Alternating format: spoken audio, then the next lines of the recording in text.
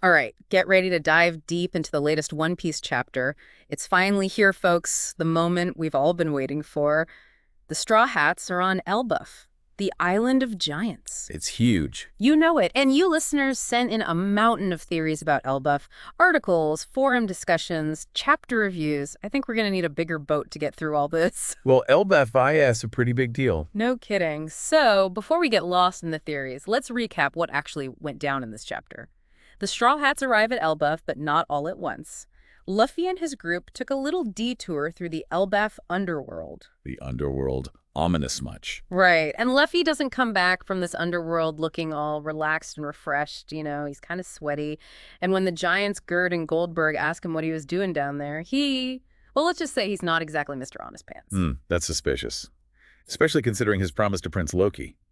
Remember, we last saw Luffy making a deal with Loki in the underworld, and Loki was very insistent on keeping their meeting a secret. Totally. And this chapter doesn't actually show whether Luffy kept his promise or whether he actually freed Loki. What do you think? Do you think Oda is going to let that plot thread just disappear?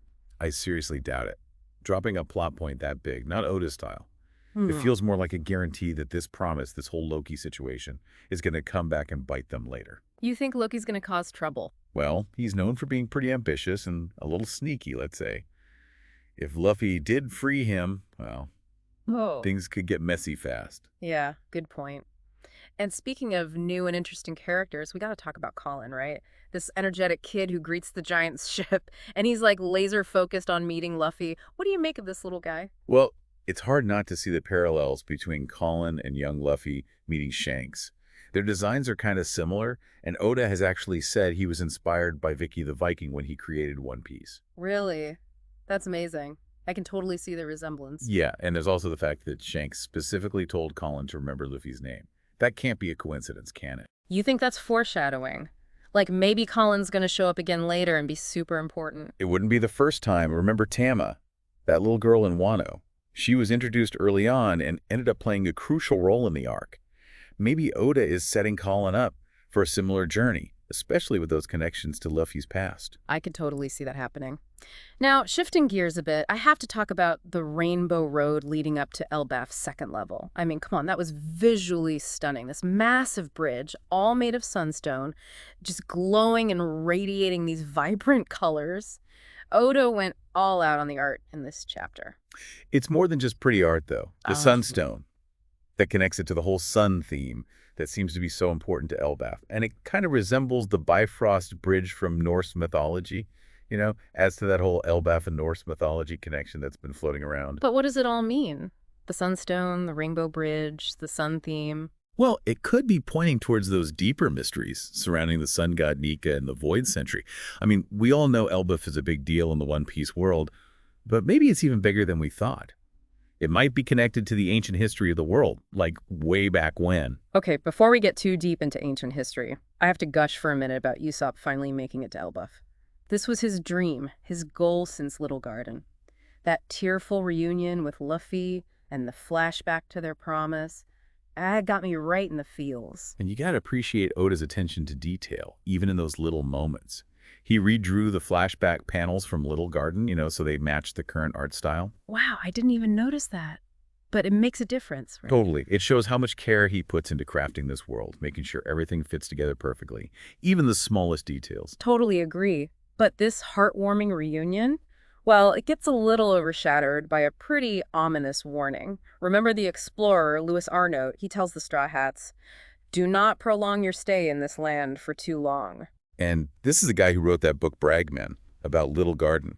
People thought he was making stuff up, but a lot of what he wrote actually turned out to be true. Right, which makes this warning kind of scary. Especially with that mysterious figure, the one with the Wano-style hat, hiding in the forest at the end of the chapter.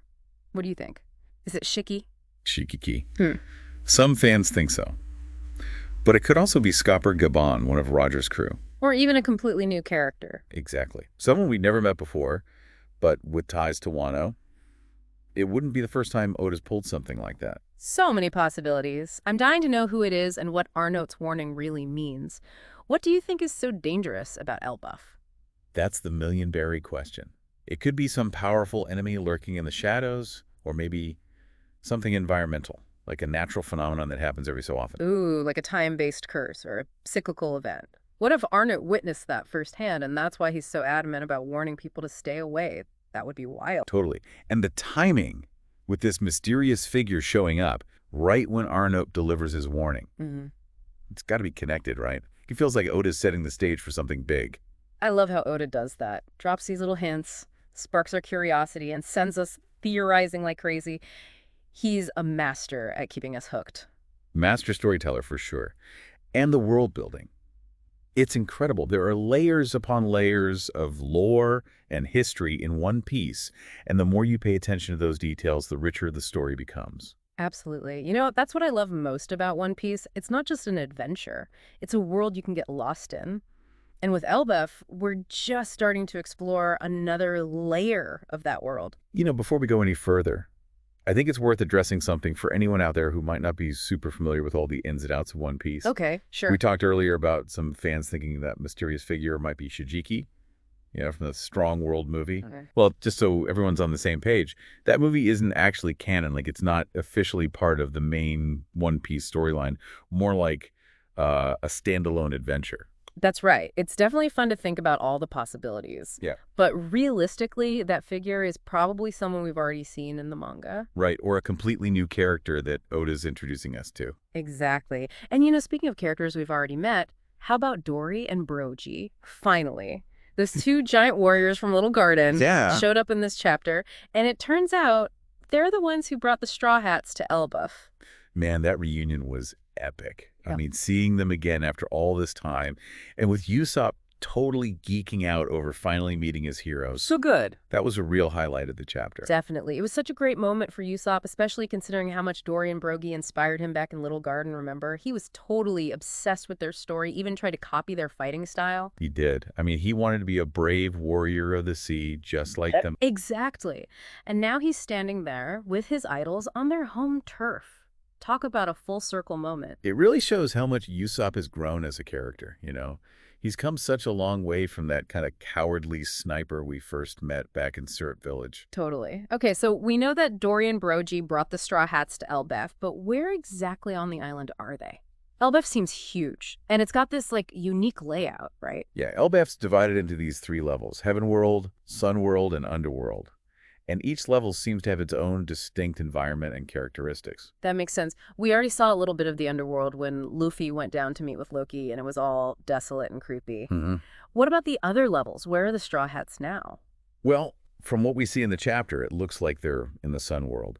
It's the main inhabited level of Elbaph, a vast region filled with villages and forests. And their first stop is Dory and Brogy's village, which is built on tree branches in the sky. The art in this chapter, Yeah. it's insane. A village in the trees in the sky. That's peak Oda, just pushing the limits of imagination. Yeah, seriously. He's on another level when it comes to world building. Elbaph is already shaping up to be one of those visually stunning locations in all of One Piece. Oh, definitely. I'm already picturing all the cool Elbaph merchandise they're going to release, Like a giant model of Dory and Brogy's village with all the houses and the branches. That would be so cool. Oh, yeah. The fans would go crazy for that. Right. But let's not get sidetracked by merchandise.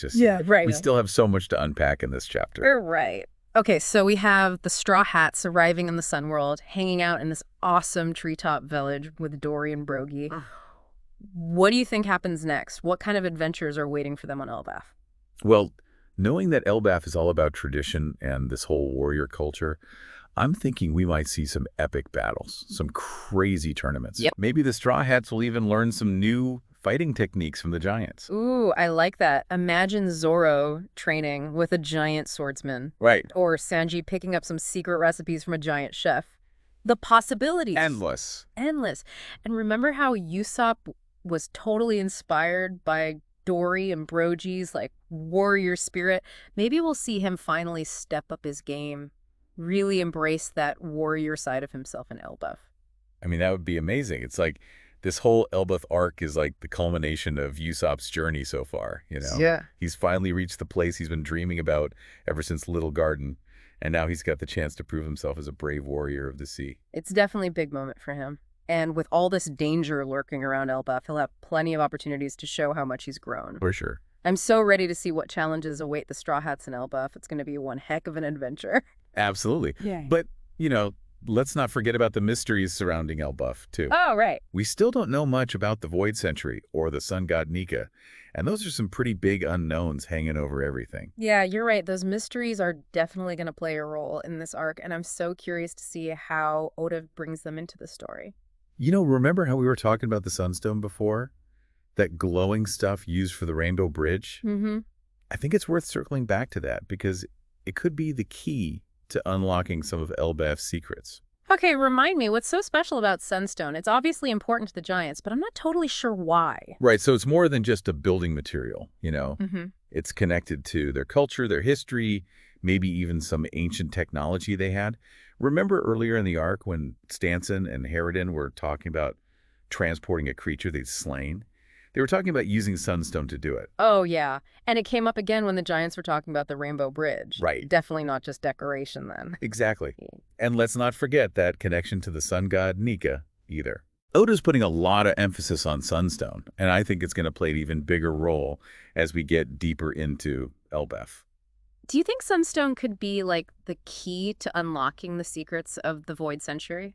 Or maybe it's connected to the sun god Nika somehow. I mean, it's definitely possible. We're still early in this arc, remember? Oda is carefully setting everything up, introducing elements that will probably become super important later on. It's like he's giving us little pieces of a puzzle, and it's up to us to figure out how they all fit together. Exactly. And that's what's so fun about One Piece. The more you pay attention, the more you start to see those connections, and it's so rewarding. Okay, so let me get this straight. We have the Sunstone connected to all these mysteries, and then there's that potential danger our note work about. Right. It's starting to feel like Elbaph might hold the key to understanding some of the biggest mysteries in the whole One Piece world. Yeah. This arc is definitely shaping up to be a big one. So now that we've had a chance to dig into this chapter, what stands out to you? Anything that surprised you or that you think is particularly significant? You know, there's one detail that I haven't seen a lot of people talking about, but it really stuck with me. It's about Louis Arnault, the explorer who warned the Straw Hats about staying in Elbaph. Yeah. It's not just the warning itself, but how he gives it. He emphasizes how important it is to remember his words, almost like he knows something we don't. It's almost like he's speaking directly to us, the readers, you know? Like breaking the fourth wall. Exactly. And that's such a classic Oda move, dropping hints, planting seeds that'll probably grow into something huge down the line. It's like he's saying, hey, pay attention to this. It's going to be important later. Exactly. He loves to keep us guessing, make us think, and it's one of the things that makes One Piece so engaging. We're not just reading a story, we're actively participating in it, trying to unravel the mystery along with the characters. Okay, before we get too lost in those mysteries, let's step back for a second and think about the bigger picture. What does all this mean for our listeners? Why should they care about what's happening on Elbaph? You know, I think the Elbaph arc, at its core, is about the power of dreams and the importance of friendship. It's about having the courage to face the unknown. It's a reminder that even in this crazy world of pirates and giants and ancient mysteries, it's those human connections, the relationships we build, that really matter. Yeah, it's beautifully said. And as we wait for the next chapter, with all its twists and turns, I think it's important to hold on to that sense of wonder, that excitement for what's to come. Because with Oda, we know we're in for an amazing ride. Totally. And you know what? I'm starting to think that Elbaph is more than just a place. Yeah. It's a symbol, a symbol of all the unknown challenges and triumphs that are still out there for the Straw Hats on their journey to Laugh Tale. I like that. It's a reminder that the journey itself is just as important as the destination. And with Elbaph, we're just beginning to see how vast that journey really is. So, predictions for the rest of this arc. What mysteries are you dying to see Oda unravel? What are you most looking forward to? Well, I think we'll definitely get more of Elbaph's culture and history. Mm-hmm. And maybe, just maybe, we'll even meet some legendary figures from the past, like those giants who were around during the Void Century. Ooh, that would be amazing. Can you imagine meeting the ancestors of Dory and Brogy? Right? The giants who inspired Usopp's dream? Or what if we learn about the origin of the sun god Nika and how that connects to Elbaph? I love those ideas. Mhm. And honestly, I wouldn't be surprised if we see some of those legendary devil fruits that have been mentioned before. Elbaph has this warrior culture, so it makes sense that some powerful devil fruits would be tied to the island. Those are great thoughts. And of course, let's not forget about Luffy's promise to Loki. That's going to come back into play sooner or later. Oh, definitely. And when it does, I have a feeling it's going to shake things up big time. It's like this sword hanging over their heads.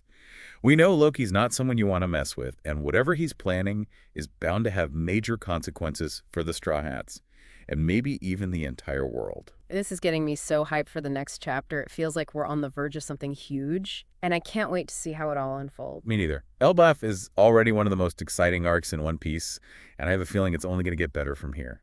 We'll be back to continue our Elbaph deep dive in part 3, but for now, we want to hear from you. What are your theories about Elbaph? What mysteries are you most curious about? Let us know. All right, welcome back to our Elbaph deep dive. We're in the final stretch now, ready to tackle the last few mysteries and theories swirling around this incredible arc. What do you say we jump right back in? Let's do it. Awesome. Okay, so there's one thing that's been bugging me since we first laid eyes on them. That mysterious figure lurking in the forest, the one with the Wano-style hat. Friend or foe, what's their deal? What are your thoughts? It's tough to say, you know. Oda loves to keep us in suspense. But, well, thinking about it, our note's warning, the timing of this figure showing up, the fact that they seem to be watching the Straw Hats, it all makes me think they could be some kind of guardian, like they're protecting Elbaph from whatever danger's coming. A guardian? That's an interesting idea. And it would make sense, considering Elbaph's history and how important it seems to be. A place like this, with all its connections to the ancient world, maybe even to the sun god Nika. Yeah, it would definitely need some serious protection. Right, and that Wano-style hat. I mean, that's got to mean something. It could be a link to Wano's history, which we know is tied to the Void Century. Maybe they're descended from someone who escaped from Wano back then and found refuge in Elbaph. Whoa, that would be an epic backstory. It's incredible how Oda weaves these seemingly random details together. It's like everything's connected somehow. That's the beauty of One Piece. Every detail, every character, every location, they all serve a purpose, all part of this grand narrative he's building. Speaking of connections, remember all that talk about Sunstone? Do you think our mystery figure might have a connection to that too? You know, it's totally possible. Sunstone is clearly a big deal for the Giants. And if this figure really as some kind of guardian of Elbaph, they definitely know all about Sunstone, how important it is. Maybe even have the power to use it. Who knows? Imagine that, controlling Sunstone, creating weapons or defenses or tapping into its energy. Now that would be something. They'd be a force to be reckoned with. Or a powerful ally, depending on which side they're on, of course. All right, let's zoom out for a sec and think about the bigger picture. Where do you think this Elbaph arc is heading? How do you think it'll impact the rest of the One Piece story? I really think Elbaph's going to be a turning point, like a bridge between the past and the future, you know? We'll probably learn crucial information about the Void Century, about the sun god Nika, and I bet we even get closer to understanding what the One Piece actually is. I can't wait. And South Elbaph's the Island of Giants? Maybe we'll see some legendary giants from the past. It's like this arc could completely change how we understand the One Piece world, you know? It could set the stage for the final saga. Absolutely. It's wild to think about. After all these years, all the islands the Straw Hats have visited, all the battles they've fought, they're finally here, on Elbaph, at the doorstep of some of the biggest mysteries in the One Piece world. It's not just another island. It's like they're unraveling the history of the world itself. Okay, so let's bring it all back to our listeners. Right. Why is all of this important? Why should they care about what happens on Elbaph? What does it all mean? You know, I think the Elbaph arc reminds us about the power of dreams and the importance of friendship. It's about being brave enough to face the unknown, even in a world full of pirates, giants, ancient mysteries. It's our connections, the bonds we make that matter most. Well said. As we wait for the next chapter, for all the crazy twists and turns that are coming our way, let's remember that feeling of excitement, the wonder of what's to come. Because with Oda, we know we're in for an unforgettable journey. Exactly. Elbaph is just the beginning, really. The journey to Lascale is far from over, and the mysteries of the One Piece world are just starting to unfold. So keep your eyes peeled for the next clue, and never stop exploring. And that's a wrap on our deep dive into Elbaph. We had a blast exploring all the mysteries with you, and we can't wait to do it again next time. Until then, keep sailing the grand line of knowledge.